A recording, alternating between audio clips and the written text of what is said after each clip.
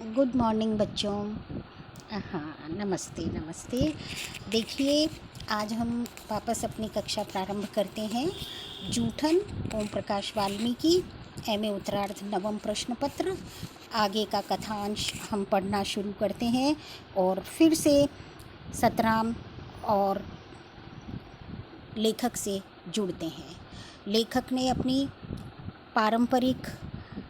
पारिवारिक, व्यक्तिगत और निहायत व्यक्तिगत स्थितियां हमसे साझा की और हम उस किरदार में, उस चरित्र में जुड़। आगे उसी बात को निरंतर करता हुआ लेखक कहता है, उन दिनों में 9वीं कक्षा में था। घर की आर्थिक हालत कमज़ोर हो चुकी थी। एक एक पैसे के लिए परिवार के प्रत्येक सदस्य को खटना पड़ता था। देखिए, गौर कीजिए, मेरे पास पाठ्य पुस्तकें हमेशा कम रहती थी, पाठ्य पुस्तकें कम रहती थी। दोस्तों से मांग कर काम चलाना पड़ता था। कपड़ों की भी वही स्थिति थी, जो मिल गया पहन लिया, जो वक्त पर मिल गया खा लिया। उन दिनों गांव में मरने वाले पशुओं को उठाने का काम भी चूहड़ों के जिम्मे था। जिनके घर में जो काम करता था, उनके पशु भी उसे ही उठाने पड़ते थे। इसके बदले में कोई मेहनताना या मजदूरी नहीं मिलती थी। एक गाय, एक भैंस या बैल को उठाने के लिए 4 से 6 लोगों की ज़रूरत पड़ती थी। जिसका मवेशी मर जाता था, उसे जल्दी लगी रहती थी, इसीलिए वह बार बार बस्ती में आकर चिल्लाता था। देर होने पर गालियां बकता था। उठाने वालों को इकट्ठा करने में अक्सर देर हो जाती थी। मरे हुए पशु को उठाना बहुत कठिन काम होता है। उसके अगले पिछले पैरों को रस्सी से बांधकर बांस की मोटी मोटी बाहियों से उठाना पड़ता है। इतने श्रम साध्य काम के बदले मात्र गालियाँ। कितने क्रूर समाज में रहे हैं हम, जहाँ श्रम का कोई मोल ही नहीं, बल्कि निर्धनता को बरकरार रखने का एक षड्यंत्र ही था यह सब। ये रेखांकित करिए। निर्धनता को बरकरार रखने का एक षड्यंत्र ही था ये सब। ये कहते हुए लेखक ये कहना चाहता है कि उस समय के समाज की स्थिति असहनीय थी। बड़ी दुर्दशा थी उन लोगों की। बड़ी अमानवीय यातना के साथ वो जी रहे थे। मरे हुए पशु की खाल मुजफ्फरनगर में चमड़ा बाज़ार में बिक जाती थी। उन दिनों एक पशु की खाल 20 से 25 रुपए में बिकती थी। आने जाने और मरे जानवर को उठाने वालों की मजदूरी देकर मुश्किल से एक खाल के बदले 10-15 रुपए हाथ में आते थे। तंगी के दिनों में 10-15 रुपए भी बहुत बड़ी रकम दिखाई पड़ते थे। चमड़ा खरीदने वाला दुकानदार खाल में बहुत मीन मेख निकालता था। कट फट जाने पर खाल बेकार हो जाती थी। खाल को निकालते ही उस पर नमक लगाना पड़ता था, वरना दूसरे दिन ही खाल खराब हो जाती थी, जिसे दुकानदार खरीदने से मना कर देता था।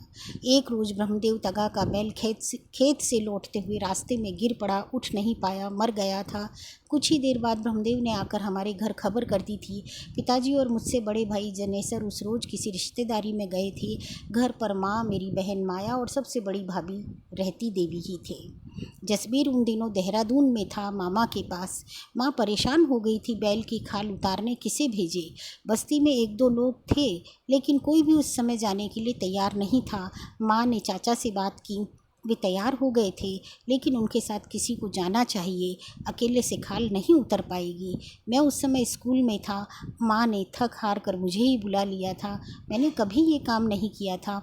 माँ नहीं चाहती थी कि यह काम मुझे करना पड़े, लेकिन खाल बेचकर जो 10-15 रुपए मिलने वाले थे, उसे छोड़ पाने की स्थिति में माँ नहीं थी।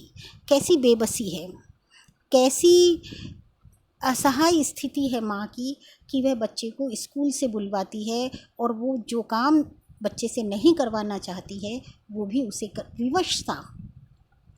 ऐसी दयनीय स्थिति और विवशता है कि लेखक कथा के साथ, वेदना के साथ, पीड़ा और यातना और अपमान के साथ आगे बढ़ता जाता है। हार कर माँ ने मुझे चाचा के साथ भेज दिया। मेरे चाचा सोलहड़ महाकामचोर थे। बस सारा दिन ढोल ताशों में लगे रहते थे, मेहनत के काम से कतराते थे। माँ को फिक्र लगी थी कि कहीं हमारे पहुँचने से पहले ही बैल पर गिद्ध या जंगली जानवर न टूट पड़े। चाचा ने खाल उतारना शुरू किया, मैं उनकी मदद कर रहा था। चाचा का हाथ धीरे धीरे चल रहा था। पिताजी जैसी कुशलता उनमें नहीं थी। थोड़ी देर बाद ही वे थक कर बीड़ी पीने बैठ गए थे। चाचा ने एक छुरी मेरे हाथ में पकड़ा दी, बोले, धीरे धीरे खाल उतारो, अकेले से तो शाम तक नहीं उतरेगी। छुरी पकड़ते हुए मेरे हाथ काँप रहे थे। अजीब से संकट में फंस गया था। चाचा ने मुझे छुरी चलाने का ढंग सिखाया। उस रोज़ मेरे भीतर बहुत कुछ था जो टूट रहा था। एक जानवर की खाल उतारते हुए लेखक के मन में भीतर ही भीतर बहुत सारी दरारें आ गई। भीतर ही भीतर उसके मन में बहुत सारी चीज़ें टूट गई। वो सब क्या था? ममता। सारे मूल्य उसके बिखर गए थे। वो थी कि एक जानवर को किस बेरहमी से, निर्ममता से, क्रूरता से उसका वास्ता पड़ गया था, और एक सदाशयता, एक समरसता उसके मन में दरार पकड़ बैठी। चाचा की हिदायत पर मैंने बैल की खाल उतारी थी। मैं जैसे स्वयं ही गहरे दलदल में फंस रहा था, जहाँ से मैं उबरना चाहता था। हालात मुझे उसी दलदल में घसीट रहे थे। चाचा के साथ तपती दोपहर में जिस यातना को मैंने भोगा था, आज भी उसके जख्म मेरे मन पर ताज़ा हैं। ये घटनाएं घटित हो जाती है, समय बीत जाता है, लेकिन ये समय के साथ साथ और गहराती है, और रंग भरती है, और बिल्कुल सजीव हो जाती है। ठीक वैसे ही जैसे हम कोई एक पिक्चर लेते हैं, उसका नेगेटिव होता है और वो हमारे अनकॉन्शियस मन पर बना रहता है, लेकिन जैसे जैसे हम बड़े होते हैं, वो पिक्चर ब्लैक एंड वाइट या कलर्ड पिक्चर के रूप में बिल्कुल पूरी होकर, संपूर्ण होकर, ताज़ा होकर हमारे सामने, आँखों के सामने तैर जाती है।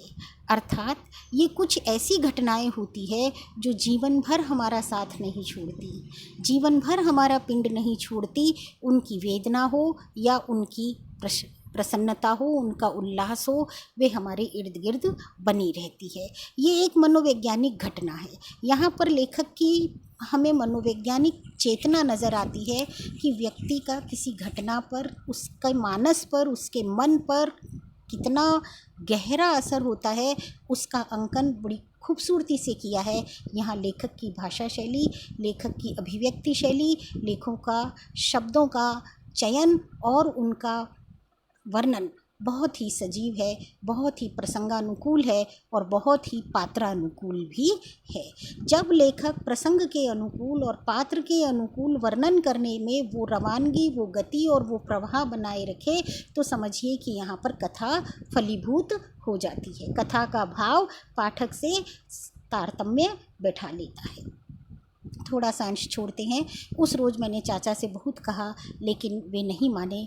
चाचा, बस अड्डे की भीड़ पार करा दो, मेरे स्कूल की छुट्टी का समय है। मेरे स्कूल के साथी ये ले जाते हुए देखेंगे तो वे मुझे स्कूल में तंग करेंगे। मैंने गिड़गिड़ा कर रुआसी आवाज़ में चाचा से कहा, किंतु वे नहीं पसीजे। गठरी उतार कर मेरे सिर पर रख दी थी। गठरी का वजन मेरे वजन से ज़्यादा था, मजबूरन उठाकर चलना पड़ा। बस अड्डे की परिचित भीड़ से मैं उस रोज़ जिस तरह निकला, मेरा मन ही जानता है।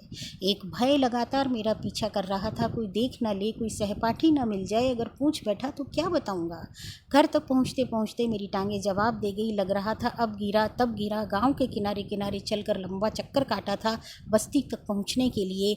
मुझे उस हाल में देखकर माँ रो पड़ी थी। माँ का रोना देखिए, एक बच्चे से वो काम कराने के लिए खुद ही बुलाना, खुद ही उसे मजबूर करना, और फिर खुद उसकी स्थिति देखकर रो पड़ना। यहाँ पर ममत्व की, मातृत्व की गहरी हार है। वो माँ जो बच्चे की खुशियों के लिए अपन सब कुछ कर सकती है, आज वह कितनी विवश है, कितनी लाचार है। बड़ी लाचारी पर है मातृत्व। सिर से पांव तक गंदगी से भरा हुआ था, कपड़ों पर खून के धब्बे साफ दिखाई दे रहे थे। बड़ी भाभी से उस रोज़ माँ ने कहा था, इनसे न कराओ, भूखे रह लेंगे, इन्हें इस गंदगी में ना घसीटो। भाभी के ये शब्द आज भी मेरे लिए अंधेरे में रोशनी बनकर चमकते हैं। माँ भाभी का सिर्फ इतना सा कहना कि भूखे रह लेंगे लेकिन देवर से ये काम ना कराओ, एक संबंध की ताजगी और एक हम उम्र होने के नाते उनके प्रति जो लगाव था, किस तरह लेखक के मन में कि अंधेरे में, उसके मन की दर्द के अंधेरे में खुशी का रोशनी बनकर, खुशी की रोशनी बनकर चमकते हैं। मैं इस गंदगी से बाहर निकल आया हूँ, लेकिन लाखों लोग आज भी उस घिनौनी ज़िंदगी को जी रहे हैं। ये चूहड़ा समाज के या दलित विमर्श के, दलित समाज के उन लोगों की घिनौनी ज़िंदगी का असल चित्रांकन लेखक ने किया है। अगले रोज़ हीरम सिंह के साथ खाल लेकर शहर जाना पड़ा था। पिताजी और जनेसर लौटे नहीं थे। हीरम सिंह का परिवार जानवरों की हड्डियां और खाल शहर में ले जाकर बेच देता था। थोड़ा सा अंश हम छोड़ देते हैं। माँ चाचा पर गुस्सा थी। उस दिन से चाचा भी माँ के सामने आने से कतरा रहे थे। मेरे चाचा माँ का आदर करते थे।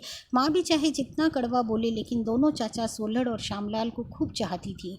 उनके निकम्मेपन पर दुखी तो होती थी, फिर भी उनके छोटे से छोटे दुख में साथ खड़ी रहती थी। पिताजी के वे चचेरे भाई थे, लेकिन उन्हें सगा ही मानती थी। पारिवारिक सघनता का एहसास पिताजी से मुझे विरासत में मिला है। ये देखिए एक विशेषता इस चरित्र की कि वे चचेरे भाई थे फिर भी सगे थे, और ये विरासत में पिता से मिली थी। किसी भी जाति या संप्रदाय के व्यक्ति हो, परिवार संबंध और प्रेम जाति पाति से बहुत दूर होता है। उसमें वही सघनता है, वही प्रगाढ़ता है और वही आस्था है, और यहाँ पर ये अभिव्यक्ति भी हुई है। एक दिन मामा सुरजन को लेकर अचानक बरला आ गए थे। माँ से उन्होंने कहा था, यूँ अब नहीं पड़ेगा, देहरादून में इसका रहना ठीक नहीं है, इसकी सोहबत ख़राब हो गई है, यहीं के स्कूल में इसका दाखिला करवा दो। सुरजन का दाखिला 9वीं में हुआ था। सुरजन और मैं 9वीं कक्षा में एक साथ थे, दोनों का सेक्शन भी एक ही था। उन्हीं दिनों जनेसर की आंख में मोतियाबिंद उतर आया था। काफ़ी परेशान था वह। काफ़ी दिन घरेलू इलाज चलता रहा, लेकिन तकलीफ़ कम होने के बजाय लगातार बढ़ रही थी। गाँव में आँखों के इलाज के लिए एक कैंप लगा था, जिसमें मुफ्त इलाज होता था। जनेसर को भी इलाज के लिए उस कैंप में भर्ती कर दिया गया था। उसकी आंखों का ऑपरेशन हुआ था। जनेसर कई महीने बिस्तर पर रहा। ऑपरेशन के बाद आंखें पूर्ण रूप से ठीक नहीं हुई थी। उन दिनों सुरजन ही उसकी पट्टी बदलने, दवाई डालने का काम करता था। उन्हीं दिनों एक घटना घट गई थी, जिसमें सुरजन और जनेसर भी फंसते फंसते रह गए थे। हुआ यह था कि बस्ती के जवान लड़कों ने बिगाड़ करने से इनकार कर दिया था। शुरू में इनकार की जगह आनाकानी या टालमटोल से काम चलाने की विधि अपनाई गई थी। बड़े बूढ़े इनकार नहीं कर पाते थे। तगाओं ने भी समझ लिया कि अब ये इनके हाथ से निकल रहे हैं, इसीलिए काम के बदले मजदूरी मांगते ही उनकी त्योरियां चढ़ जाती थी। वे ऐसा कोई रास्ता ढूंढ रहे थे कि उनका दबदबा भी बरकरार रहे और कुछ करना भी ना पड़े। इसके लिए उन्होंने पुरकाजी थाने के दरोगा की मदद ली थी, जो कि उनकी ही बिरादरी का था। दारोगा किसी खास अवसर की टोह में था। यह मौका अचानक ही उसके हाथ लग गया था। नहर विभाग का एक अतिथि गृह है बरला गांव में। बस अड्डे से मुजफ्फरनगर जाने वाली सड़क पर कॉलेज से पहले एक पीली सी और लाल मटमैले रंग की पुरानी इमारत है, वृक्षों के झुरमुट में। यह इमारत कई हिस्सों में बटी हुई है। किसी ज़माने में अंग्रेज अफसर दौरे पर आते थे तो यहीं ठहरते थे। इसे यहाँ कोठी के नाम से ही जाना जाता है। उसके आसपास दूर दूर तक लहलहाते खेत हैं, सामने पक्की सड़क। गांव में चकबंदी चल रही थी। कोई बड़ा अफसर आने वाला था। हमेशा की तरह भंगी बस्ती भी। एक सरकारी कर्मचारी आया। साफ सफाई के लिए कुछ लोगों की ज़रूरत थी, जिसके बदले में कोई पैसा या मजूरी मिलने की उम्मीद नहीं थी। बेगार थी ये हमेशा की तरह। कई दिन तक भूखे प्यासे लोग कोठी की साफ सफाई में लगे रहते थे, बदले में गालियां अलग। पुलिस के सिपाही बस्ती से मुर्गे मुर्गियां उठा ले आते थे जोर जबरदस्ती से। कहीं कोई सुनवाई नहीं थी इसके खिलाफ, बल्कि कुछ तगा भी इसमें सहयोग देते थे। पुलिस वालों को देखते ही बस्ती की औरतें घरों में छिप जाती थी। इस बार बस्ती के लोगों ने बेगार करने से मना कर दिया था। दिहाड़ी दोगे तो जाएंगे, इस बात पर तनातनी हो गई थी। जो व्यक्ति बुलाने आया था तहसील का कोई चतुर्थ श्रेणी मुलाजिम था, लेकिन उसका रौब-दाब किसी अधिकारी से कम नहीं था। बात बात में अबे तबे कर रहा था। जब सभी ने जाने से मना कर दिया तो वह जोर जबरदस्ती पर उतर गया था, लेकिन सभी लोग एक एक कर इधर उधर खिसकने लगे थे। उसे बेरंग लौटना पड़ा था। जाते जाते वह धमकी देकर गया था। उनके मन में अपमान का जो विद्रोह था, उसे उन्होंने इंद्राज कराया।